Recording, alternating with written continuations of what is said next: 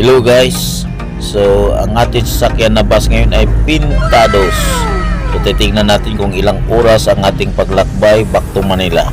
Dahil nung nakaraan ang ating paglakbay from Manila to Abuyog Liti ay umabot po tayo ng 36 hours. Filtrangco bus ang aming sinakyan noon.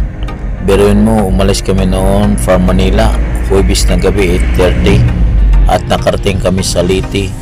Abuyog Liti is madaling araw na, mga 4 AM. So napakatagal ang aming biyahe dahil marami mga stopover at matagal pang umalis. So ngayon titingnan natin kung ilang oras ang ating biyahe ngayon. Mas mabilis siguro ito dahil mas bago ito. So ngayon ay nandito na tayo sa San Juanico Bridge. Yan. So makikita nyo napakahaba ang tulay na ito. Iwan ko kung ilang kilometers. So mabilis lang tayo nakarating dito dahil diretso ang ating biyahe at mabilis-bilis din ang takbo namin. Sana walang aberya, mabilis tayo makarating sa ating parunan sa Maynila. So yan ang ating bus na sinakyan, Pintados, bagong-bago. So makikita nyo,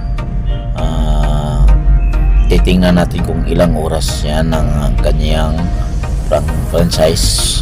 So makikita nyo, bagong-bago na bus na ito. First time po makasakay nito. So sana magandang ating biyahe yan. Napakaganda sa loob. Ito po ay for 48 seaters lang ata ito. Dalawahan lang. Kaya medyo maluwag ang upuan yan. Napakabago. At titingnan nyo, ayan. So yan, may pindutan pa. So pag pipindutin mo yan ay mag-adjust ang inyong upuan. Yan, pwede tayo makasandig. So napakaganda. At ito pang maganda, may sabitan pa sa ating gamit. At ito ang napakaganda dahil mayroon tayong masaksakan at pwede tayo maka-charge. So dito tayo mag-problema. At yan ang aking kapatid na nilalamig siya, napakalakas ang aircon. At may lalagyan pang gamit sa taas. So makikita nyo sa loob, napakaganda.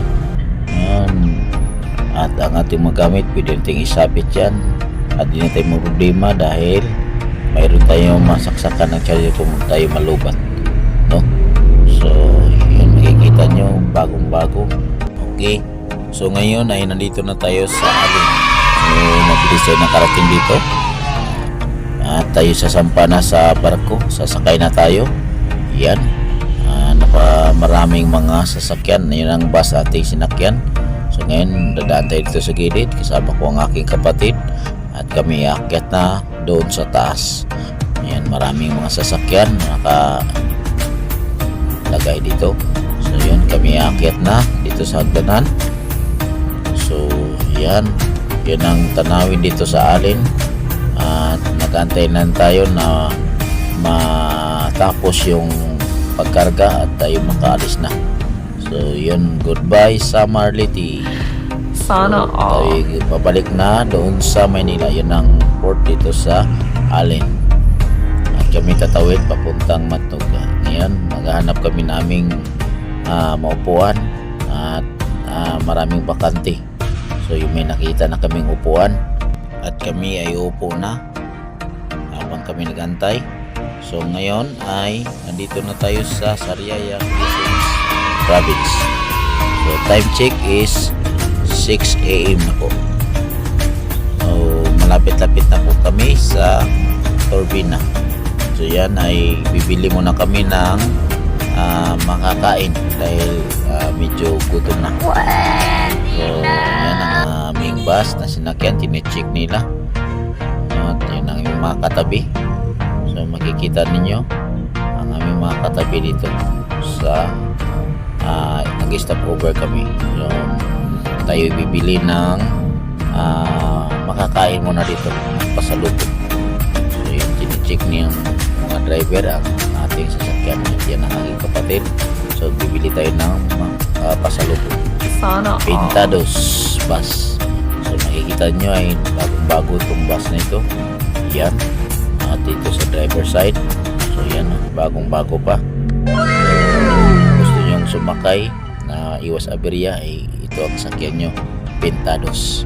So mabilis at maingat naman sa pagpapatakbo. So ngayon ay nandito na tayo sa Turbina. Time check po is 8 a.m. in the morning. So kung nice yung mabilis ang yung pagbiyahe ay ito po ang sakyan nyo. Rekomenda ko po, maganda po ang kanilang servisyo. So ingat kayo, ride safe, God bless. Bye bye.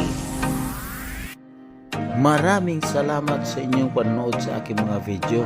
Huwag kalimutan mag-like, share at i-follow ang aking FB page Dong Alviso Lastima at mag-subscribe sa aking YouTube channel Dong Lastima at huwag kalimutan pindutin ang notification bell para updated kayo sa aking mga bagong video. Bye bye, God bless.